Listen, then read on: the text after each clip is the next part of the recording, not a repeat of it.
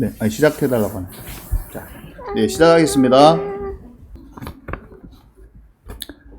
오늘은 조금 제가 이렇게 지난 3, 4일 동안 얘기했던 것을 약간 전체적으로 좀 정리를 하면서 얘기를 할까 해요. 그래서 성경도 조금 찾아보고 이렇게 진행하도록 하겠습니다. 먼저 지금 저희가 하나님과 살아있는 생명적인 관계란 제목으로 지금 계속 말씀을 나누고 있어요. 그죠? 왜 생명적인 관계, 살아있는 관계 이것을 나누냐? 우리가 복음을 알지만 지식으로 그치기가 너무나 쉽고, 그 다음에 성령과 이게 세밀한 교제가 있고 인도를 받아야 되는데 그걸 놓치기가 너무 쉽잖아요. 그죠? 복음을 지식적으로 다 알고 예수님이 무슨 일을 하셨는지는 아는데 삶은 너무나 나 혼자 덩그러니 있기가 너무 쉬워요. 여전히 하나님과 이렇게 함께하는 것은 없고 내 생각 수준에서 내 머릿속에 있는 계획과 판단과 하나님의 마음은 잘 모른 채로 있기가 너무 쉬워요. 그래서 그것을 찾아내기 위해서 실제 살아있는 관계를 찾기 위해서 말씀을 통해서 보고 하나님의 사람들은 어땠는지를 계속 이렇게 확인하는 거죠. 그래서 첫 번째 시간에는 이 내용을 나눴죠. 제가 여기 보면은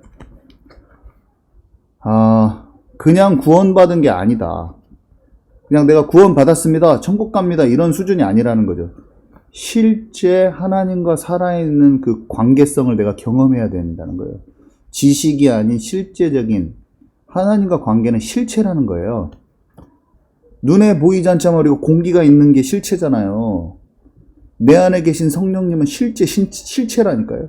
인격체예요, 인격체. 인격체란 말이 뭐예요? 우리가 오수아, 여기 오수아 오늘 들어왔는데요. 수아랑 내가 대화를 하잖아요. 그러면 수아라는 사람이 있어가지고 내가 대화를 하잖아요. 성령님은 실제적인 인격체예요. 우리한테 도움을 주시고 우리가 느낄 수 있고 인도를 받을 수가 있어요. 근데 우리가 너무나 둔감한 거야. 하나님의 뜻을 너무나 영적으로 어두운 거야. 주님이 우리를 사랑하시고 우리를 향한 계획이 있는데 너무 둔감해. 성경에 믿음의 사람들은 둔감하지 않았어요.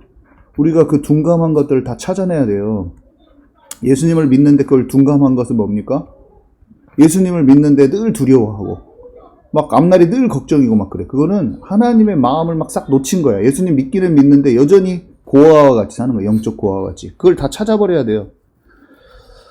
자, 그것을 얘기하려고 하는 거죠. 우리는 마음과 마음을 나누는 관계다. 또 이 얘기를 했었는데 원래 인간 옛뱀 마귀에게 속기 전에 아담의 상태는 하나님의 뜻과 계획, 하나님이 우리를 얼마나 사랑하시는지 3번에 보면 하나님의 사랑, 뜻과 계획을 다 알았어요. 잘 알았어요. 세밀히 알았다는 거예요. 그죠? 이 얘기를 했었어요.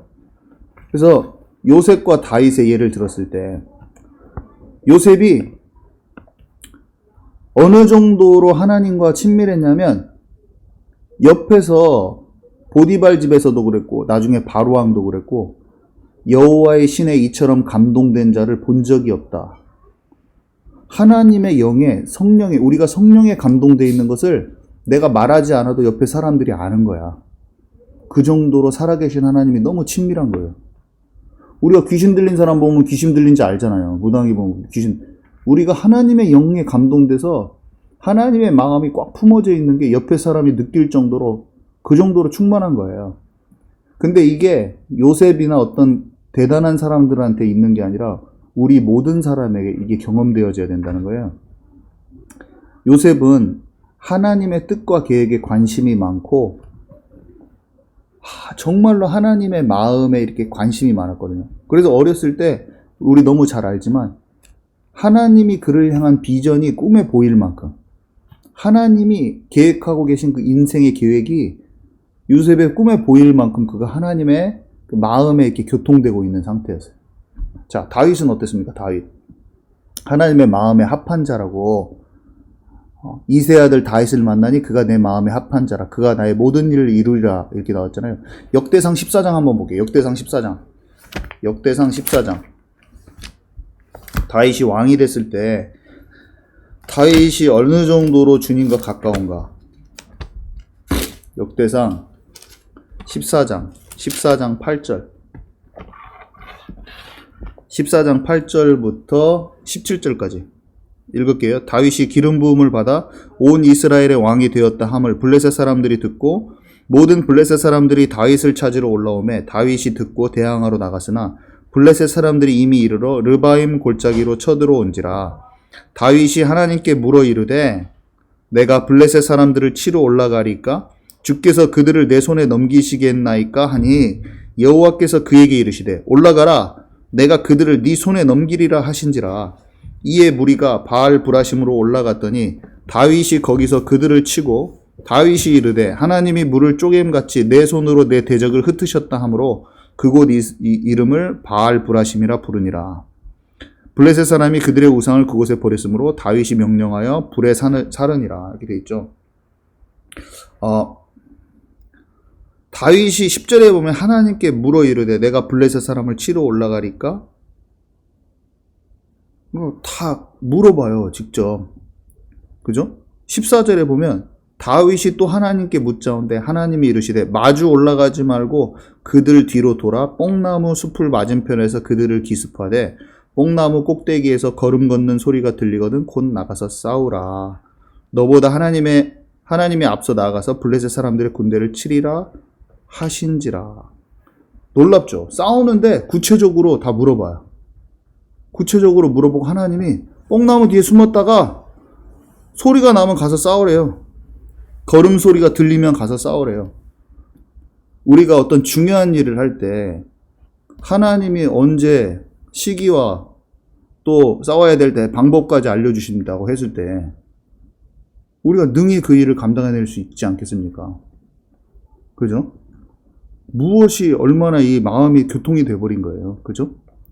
자, 그리고 나단이 책망할 때 있었어요. 또 다윗이. 그죠? 다윗이 죄 때문에 밧세바를 취한 죄 때문에 하나님과 관계가 깨져서 하나님의 음성이 들리지도 않을 때가 있어요. 그죠? 그때 다윗이 얼마나 민감하냐면 하나님이 나단이라는 사람을 통해서 책망을 할 때 여기로 들어오시든지. 네? 책망을 할 때도 자기가 직접 하나님과 교통되지 않는데도 눈치를 딱 채요. 그래서 하나님께서 나단에게 주시는 말씀을 딱 하나님의 음성으로 받을 줄 알아요. 그리고 나발이란 사람이 이게 다윗을 막 조롱하고 할 때 있잖아요. 그때 아비게일이라고 하는 그 나발의 아내가 다윗의 마음을 이렇게 달게 해주잖아요. 그러면서 하나님의 뜻을 이렇게 살짝 말해줄 때 눈치를 딱 채요.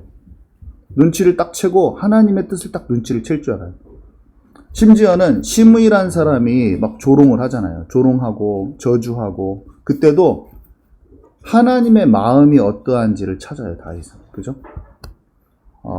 우리가 똑같습니다. 우리가 하나님의 말씀을 잘 묵상하고 하나님의 뜻을 구하고 하나님의 마음을 찾잖아요. 그러면 우리가 여러 가지 상황이 있잖아요. 블레셋과 전쟁을 치렀을 때 그 엄청난 상황이잖아요. 사실은 정말 힘들고 나라가 위기인 상황에서 내가 지금 여러 가지 우리가 시대적으로도 어려운 상황 또 내 삶 속에서도 인생에서 어디로 가야 될지 좀 갈피를 못 잡고 막 그런 상황 속에서 살아계신 하나님을 진짜로 의지하고 신뢰하고 성령께 우리 질문하는 거예요. 하나님 나와 함께 하시고 나를 통하여 증인된다고 약속하셨는데 하나님 정말로 나를 향한 계획들을 내게 알려주십시오.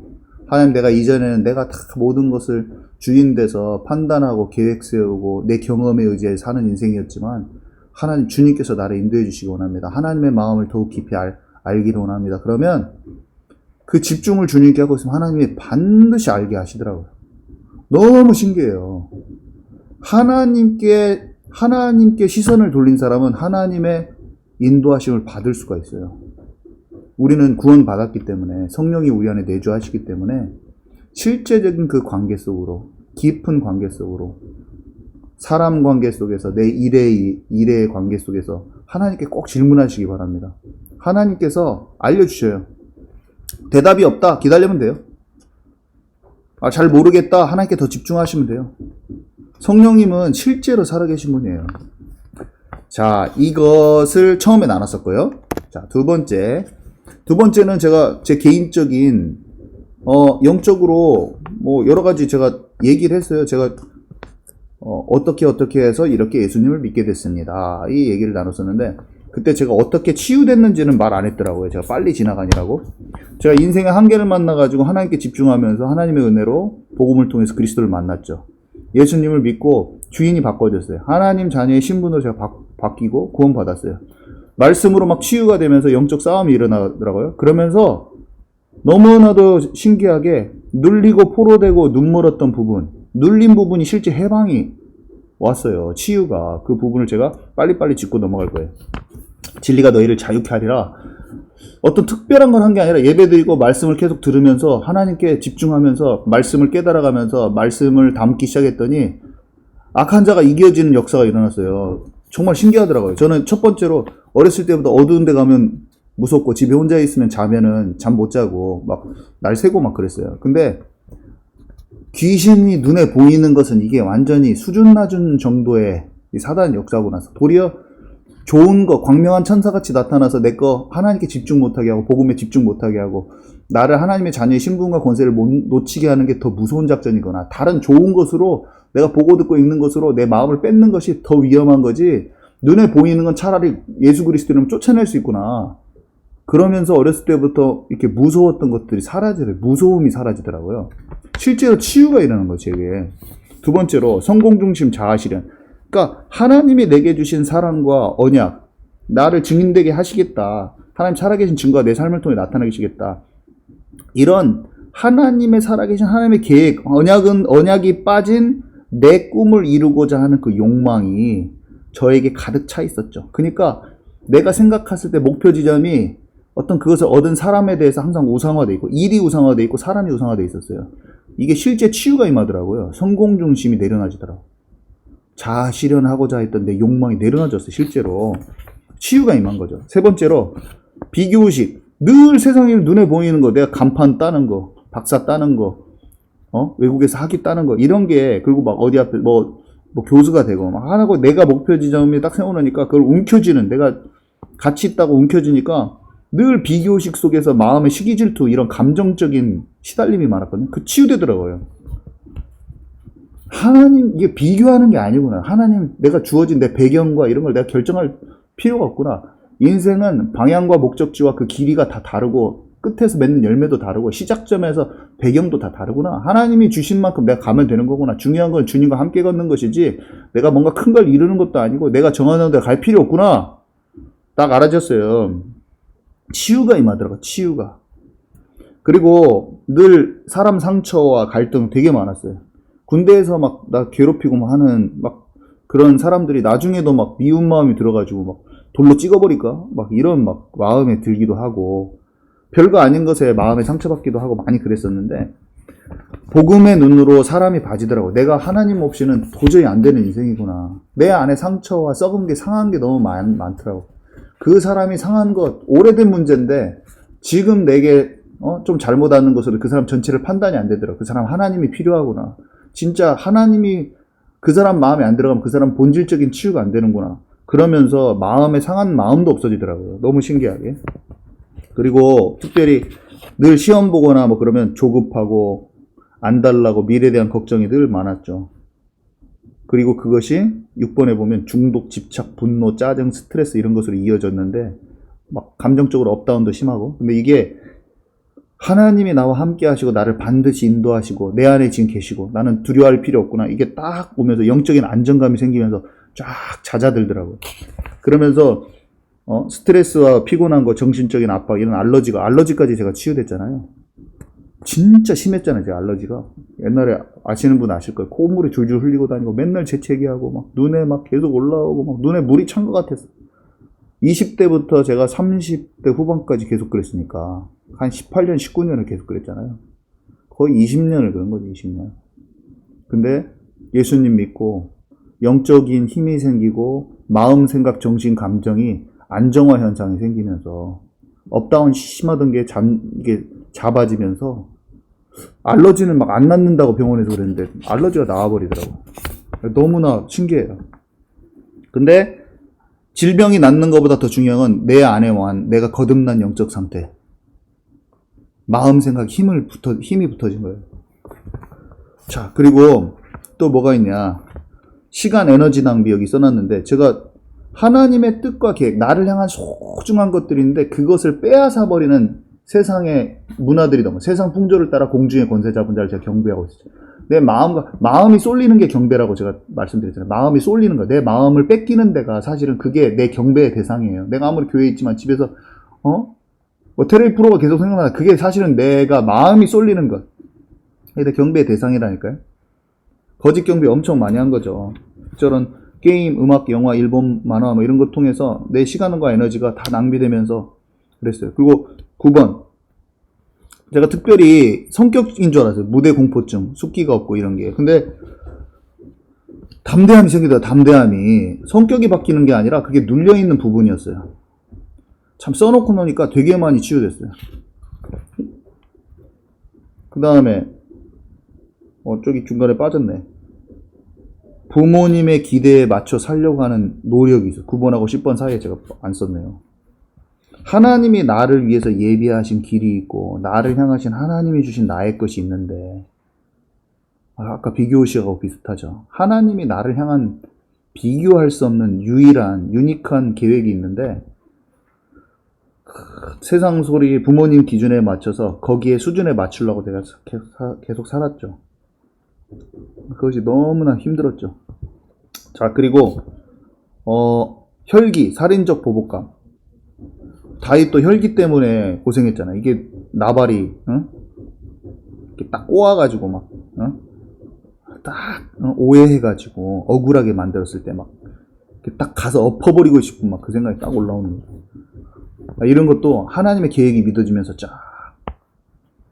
그 다음에 특별히 아까 중독되어 있는 것 중에서도 이 포르노 중독. 제가 중학교 때부터 힘들었었잖아요.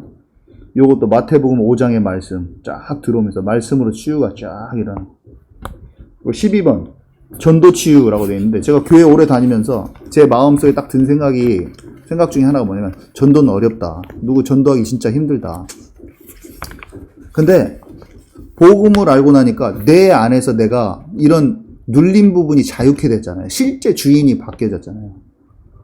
실제 예수님을 만난다는 게 뭔지를 이해가 돼버렸어요. 내 속에서 내적으로, 영적으로. 그러니까 쉽고 안 쉽고의 문제가 아니더라고요. 그냥 예수님 믿고 하나님께서 은혜 주셔가지고 그가 주인이 바꿔지면 진짜로 성령이 임하고 하면은 이게 되는 거예요. 교회를 데리고 나온 전도가 아니야. 진짜로 하나님 믿어져 버린 거죠. 인생이 하나님께 속한 자가 되는 거예요. 하나님 나라에 속한 자가.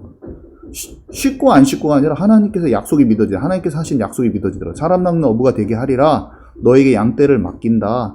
온천하 만민에게 복음을 증거해라. 너희는 가서 모든 족속을 제자 삼아라. 딱 믿어지더라고요. 많은 사람을 옳은 길로 돌아오게 하는 자는 하늘의 별과 같이 빛난다.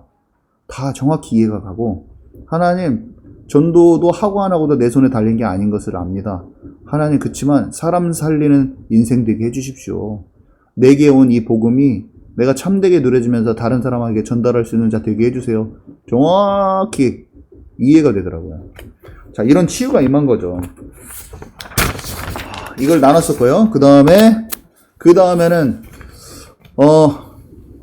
하나님의 속성, 인자와 어미에 대해서 나눴었죠. 이게 좌로나 우로나, 우리는 좁은 문을 통과해서 좁은 길을 가는 거예요. 생명의 길은 좁은 문을 통과해 좁은 길이에요. 그 길은 양쪽에 또랑이 있어가지고 좌로나 우로나 치우치면 안 돼. 극단적으로 방종으로 가도 안 되고 율법주의로 가도 안 돼요. 하나님의 속성, 하나님의 성품은 너그럽고 우리를 용서하시는 그 인자하심과 죄를 미워하시고 공의로우신 그 공의가 동시에 공존하시는 분인데, 용서만 생각하고 하면은 방종으로 가고, 너무 엄격하게 주님께서 법을 지켜야 되만 하면 율법주의로 간다고 했잖아요. 그 설명을 한번 했었죠. 이 내용을 가지고 나눴었는데, 자, 첫 번째로 인자와 어미인데, 어미부터 설명하면, 하나님은 우리가 죄를 진짜 버리기를 원하세요. 내가 너네들이 어떤 것을 잘못해도 그냥 용서해 줄게, 그런 입장이 아니에요. 주님은 그러셨다면 십자가를 통해서 그 아들을 내주시지 않았을 거예요. 우리가 예수님을 믿고 짐짓하실 죄를 범한 즉 예수님을 십자가에 드러냈고 다시 못 박는 것이 된다고 했어요. 대가가 필요했어요. 대속 제물이 필요했잖아요. 그죠? 아들을 내어주신 것은 하나님의 진노가, 내가 받아야 될 그 진노를 그 아들 그리스도께서 받으셨다고 했어요. 하나님의 진노받기에 마땅한 그 상태였던 나, 허물과 죄로 죽었던 나, 마귀의 소속으로 마귀에게 종노를 하고 있던 나 대신에 예수님이 십자가에 죽으신 거예요. 그것은 그냥 예수님 믿었으니까 다시 죄 짓고 마귀 손잡고 살아도 돼, 그 정도가 아니에요. 하나님은 우리가 생명 다해서, 내가 너에게 생명을 주었는데 생명 다해 내가 너희를 사랑하는데 너희가 나에게 생명 다해서 나를 사랑해 줄 수 있겠냐? 생명 다한 사랑을 원하세요. 우리는 생명 다해서 하나님 사랑하지 않잖아요. 걸쳐 있잖아요. 그러면은 마귀를 다시 숭배하게 되더라고. 이상하게 타협 지점을 주잖아요. 그러면 7배로 공격해와요. 제가 제 마음을 적당히 지키잖아요. 그러면은 적당히 지키는 게 아니라 그냥 마귀의 밥이 되더라고. 적당히 품고 있으면은 이렇게 금방 양심에 화인 맞은 자가 되고, 금방 죄에 막 더럽혀져 버려요. 영적으로. 죄는 하나님 죄를 진짜 버리기를 원하세요. 나중에 요한일서 읽으면 거기에 다 나와요. 그 하나님의 마음과 이런 것들이. 자, 그래서 하루에 70번에 7번도 용서하라고 했잖아요. 우리가 두 번째는 주님의 인자하심이거든요. 주님의 사랑하심, 용서하심. 이것도 잘 알아야 돼요. 내가 죄 한 번 내 자신을 너무 반성적으로 생각하면서 내가 이거 이렇게 죄 저질렀으니까 내가 지금 하나님으로부터 완전히 멀어져 버린 거 아닙니까? 구원받을 그런 여지가 완전히 없어진 거 아니에요? 이거는 주님의 용서하심을 모르는 거예요. 우리가 실수할 수 있지만 처음에 복음 받고 한 번에 이렇게 다 치유가 되는 사람이 어디 있습니까? 그 사람은 신이지. 그러면은 예수님 필요 없지. 훈련도 필요 없고. 어린아이와 같을 때가 있고 장성한 자가 있을 때가 있잖아요. 우리가 그 죄가 얼마나 하나님께서 공의로우신 하나님 앞에 그 죄를 하나님께서 마귀에게 속는 것을 얼마나 싫어하는지 알고 그것을 버리잖아요. 버리고 주님 앞에 진짜 오고 싶은 그 간절한 마음 있잖아요. 하나님 반드시 용서해 주세요. 끝까지 용서해 주세요. 내가 그렇게 흐지부지하게 대충 이렇게 한 발을 차거나 뜨겁거나 하지 않는 그 상태를 하나님께서 싫어하시는 거지. 우리가 진심으로 주님 앞에 나오고 내가 실수하고 싶지 않은데 내가 속아서 그런 내 자신을 보고 하나님 앞에 진짜 통회하고 자복하는 심령으로, 상하고 통회하는 심령이라고 성경에 기록되어 있는데 멸시치 않으신다고 했어요. 주님께서. 다윗의 심령이 그거였죠. 자기가 사단한테 속았을 때 하나님의 그 사랑을 생각하면서 정말로 주님 앞에 나와요. 이것을 놓친 사람들은 대개 다 방종으로 가요. 이게 참 사실은 무서운 건데, 제가 이렇게 돼 있는 사람들을 많이 봤다고 했잖아요. 내 자신도 그렇게 되기 너무 쉽고. 그래서 좌로나 우로나 치우치지 말라, 이 얘기를 나눴었죠. 그제?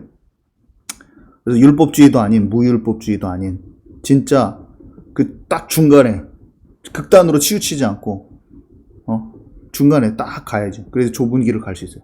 5번, 어제나 오늘이나 영원토록 변함없으신 주님. 이건 뭔 말이냐? 어제나 오늘이나 동일하신 주님이라고 성경에 기록되어 있잖아요. 그 구약 성경과 신약 성경 얘기를 잠깐 나눴었잖아요. 구약에는 심판하시는 주님, 신약에는 무조건 용서하시는 주님. 그게 아니라 구약에도 하나님은 우리랑 살아있는 관계를 원하셨고 신약에도 살아있는 관계를 원하셨어요. 지금도 공의하시고 그때도 공의하시고 그때도 인자하시고 지금도 인자하시고 똑같아서요. 우리가 하나님을 오해하는 채로, 잘 모른 채로 성경을 막 봐서 그렇게 되는 거예요. 자, 그래서 6번, 두려운 심판도 무조건적인 용서도 아닌 하나님과 가까움을 원하세요. 하나님 친밀한 걸 원하세요. 자, 이 얘기를 했고, 자, 그리고 징계에 대해서도 잠깐 얘기했죠. 이거는 좀 이거 읽어볼까요? 히브리서 12장.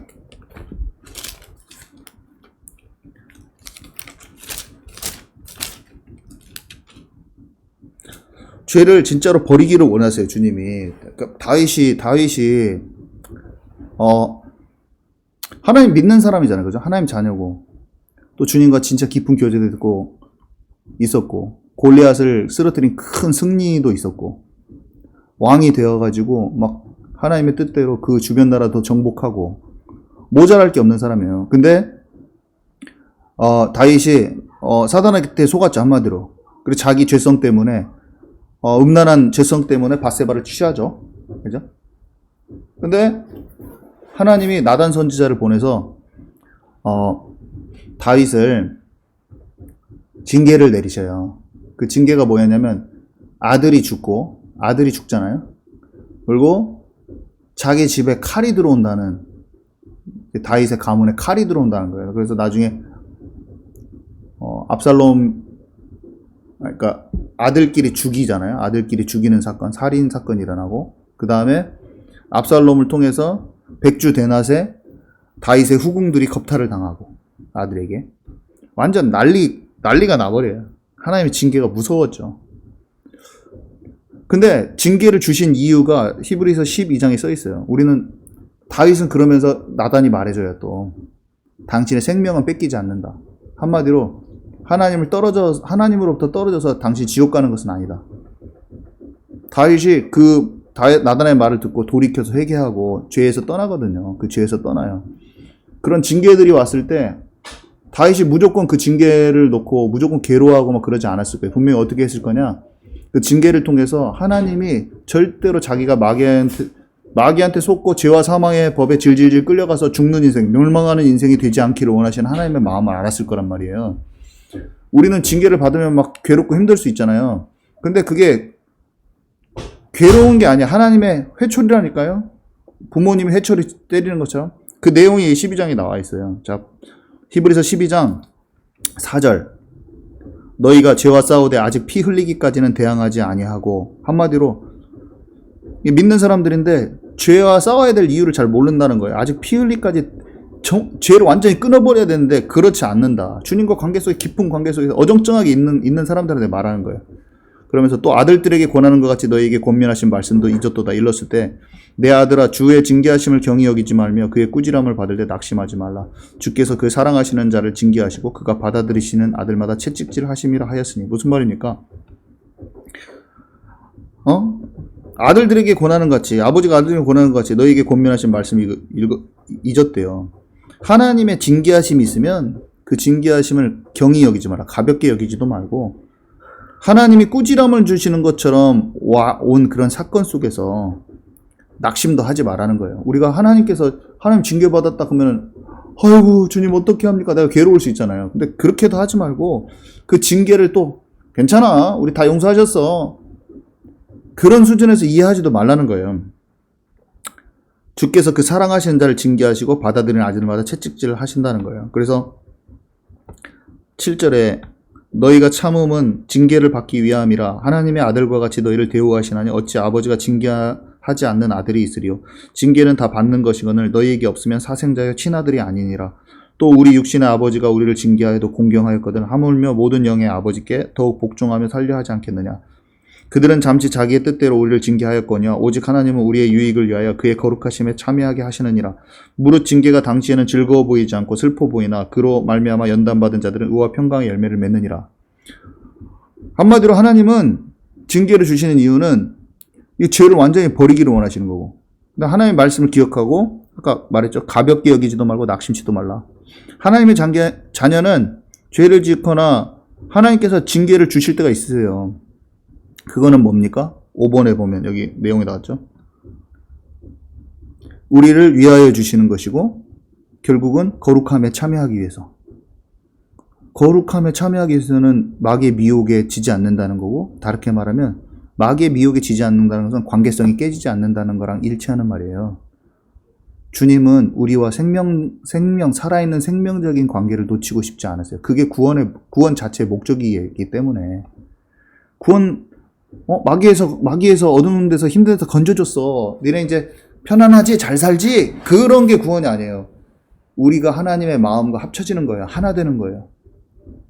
아버지와 내가 하나인 것처럼 예수님의 기도가 저들도 우리와 하나가 되게 하옵소서. 주님과 함께 되어지는 것. 하나님은 우리랑 진정한 교제 가운데 있기를 원하세요. 그리고 뭐라고 써있냐면 11절에 징계가 당시에는 즐거워 보이지 않고 슬퍼 보여. 우리의 육신적인 하나님의 뜻과 계획을 다 모르고 하나님의 진짜로 그 사랑하심을 다 이해하지 못하는 우리는 육신적으로 힘들어지면 막 괴로워요. 아이고 어쩐데, 돈이 없어서 어쩐데, 질병 걸려서 어쩐데. 저희 엄마가 평생 질병 때문에 고생하셨잖아요. 그죠? 저희 어머니가. 아이고 괴롭다, 이게 아니에요. 하나님께서 인생의 한계 만난 우리 가정을 하나님께로 시선을 돌리셨어요. 살아계신 하나님 만나게 하신 거예요. 제 인생이 영국 가서 망한 것처럼 느껴졌을 때 하나님께서 어렸을 때 하나님을 얼핏 바라보고 하나님 품에 있었던 나를 주님께로 확 땡겨버리는 거예요. 괜찮아요. 괜찮아. 광야길을 우리가 있는 것도 사람이 떡으로 사는 게 아니라 하나님 말씀으로 사는 거잖아요. 우리가 하나님을 믿었지만 그 가운데 오는 징계도 너무 두려워할 필요 없어요. 낙심할 필요 없어요. 아까 낙심하지 말라고 했잖아요. 가볍게 여길 필요도 없어요. 주님의 사랑해요. 그러면서 뭐라고 써있냐. 그런 징계로 말미암아 연단받은 자들은 의와 평강의 열매를 맺느니라. 힘든 일이 있고 가정이 칼이 들어온 것처럼 어렵고 참 힘들어요. 고난이. 근데 우리의 생명이 뺏기지 않아요. 하나님이 도리어 그걸 통해서, 어려움을 통해서 하나님과 관계가 무너지지 않는다니까요. 우리는 영원하지 않는 이 인생을 삽니다. 나그네와 같은 인생이라고 했어요. 우리는 영원할 것처럼 이 눈에 보이는 걸 막 붙들고 우리의 욕심대로 막 다 움켜쥐고 살고 싶지만 이 시드는 꽃과 같고 마르는 풀과 같다고 했어요. 다 없어져요. 하나님의 말씀과 그의 나라와 하나님 품만 영원해요. 하나님 살아계시는 거 알고 그의 품으로 주님과 진정한 관계 속으로 들어가는 인생이 되어야 돼요. 우리는 참 육신의 눈에 밝고 영적인 눈이 어두운 우리는 이해가 잘 안 가죠. 하나님의 나라의 것에, 그 나라의 기업의 풍성함이 어떠한지, 하나님 나라의 것들이 얼마나 가치 있고 가장 좋은 것인지 참 인생에 바닥 쳤는데 그때 조금 보이더라고. 내가 부여잡고 싶었던 것들이 싹 내 눈앞에서 없어질 때 하나님의 나라의 것이 빛난다는 것이 어렴풋하게 느껴지더라고. 그래서 어렴풋한 것을 그쪽으로 쫓아갔어. 하나님 살아계십니까? 근데 거기 안에 이 보화 같은 게 있는 거예요. 참 너무나 놀라운 일이죠. 여러분 어려움이 있습니까? 환란이 있습니까? 괜찮다는 거예요. 다 이 땅에 있는 거 다 지나갑니다. 우리가 그리스도 통해서 이 받은 영생, 하나님 중의 생명을 우리가 오늘 너무 감사합시다. 하나님이 우리랑 함께 하신다는 그 약속으로 그게 모든 거예요. 그게 완전한 거예요. 그게 충분한 인생이에요. 하나님이 우리랑 함께 하신다 약속하셨어요. 심지어 그렇게 함께 한다고 하셨고 이미 함께 하시는데 나에 대한 계획이 있으신 거예요. 너와 함께하고 내가 권능을 주고 세상에서는 줄 수 없는 평안을 주고 힘을 주고 너를 나의 증인 되게 할 것이다. 너에게만 향한 나의 계획이 있는데 그 계획을 통하여 너는 열매 맺는 인생이 될 것이다. 이 약속이 있는 거예요. 주님의 약속. 얼마나 좋아요. 이게 우리는 이렇게 해볼까 저렇게 해볼까 눈에 보이는 거에서 내가 막 떨리기도 하고 마음이 좌지우지되기도 하고 우리는 그러기 쉬운데 하나님은 말씀하시는 거예요. 너는 보여지는 것에 네 마음이 요동치지 말고 내 말씀대로 될 것이니 내 말을 신뢰하고 믿음으로 붙들어라. 반드시 내 말은 성취될 것이다. 가장 중요한 약속. 절대로 안 무너집니다. 우리를 증인 삼게 하게 하셨다는 그 약속. 성령 충만 주고 하나님께 진짜 집중하는 자에게 성령 충만 주고 세상에 여러 가지 비진리들 내가 먹었던 거 싹 치유될 거예요. 주님께 집중하는 사람은 그 응답을 받게 되어 있어요. 여기 말미암아 그로 말미암아 연단받은 자들은 의와 평강의 열매를 맺느니라. 연단받잖아요? 그러면 주님이 주시는 진짜 하나님 주신 의와 평강의 열매를 맺게 돼 있어요. 진짜 성령의 열매를 맺게 돼 있어요. 연단 풀무불 연단 받으면 우리가 정금이 든다고 하잖아요. 순금. 하나님의 사람으로 온전케 돼요. 하나님의 사람으로 온전케 되는 건 다른 게 아니에요. 하나님과 살아있는 실제적인 관계 속으로 들어가는 거예요. 네. 오늘 여기까지입니다. 지난 한 주일 동안 했던 거 제가 총정리해서 오늘 말씀드렸는데, 하나님은 진짜 결론은 살아있는 생명적인 관계를 원하시고, 우리가 그 하는 방법은 뭐냐면, 우리가 어떤 마귀의 올무, 틈, 함정, 사단에게 속고 있는 부분이 있으면 그 부분을 하나님께 내적인 조명 받아가지고 딱 버리고 성령 충만 달라고 하나님께 집중하면 반드시 그냥 성령 충만이 와요. 치유받을 거 하나님께 조명해달라고 기도하고 혼자 있는 곳에서 딱 하나님께서 알려주시면 딱 하나님께 내놓고 상하고 통해하는 심령으로 딱 내놓고 기도하고 하면 치유 받습니다. 그리고 하나님 주신 힘으로 가득 차게 돼요. 단순한 원리죠. 근데 영적으로 어두우면 놓치기도 쉽고, 오늘 제가 말씀드린 거 마음속에 잘 정리하셔가지고 기도하시면 어떤 실마리들을 찾을 수 있으실 거예요. 방향을 잡으실 수 있으실 거예요. 아셨죠? 제가 기도하고 마치게요. 하나님 감사합니다.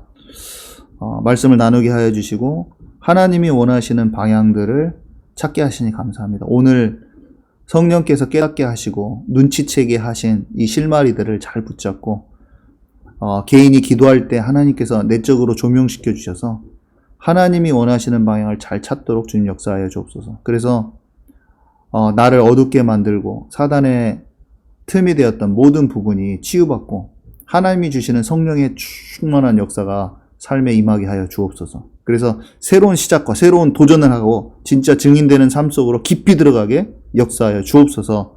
예수 그리스도 이름으로 기도합니다.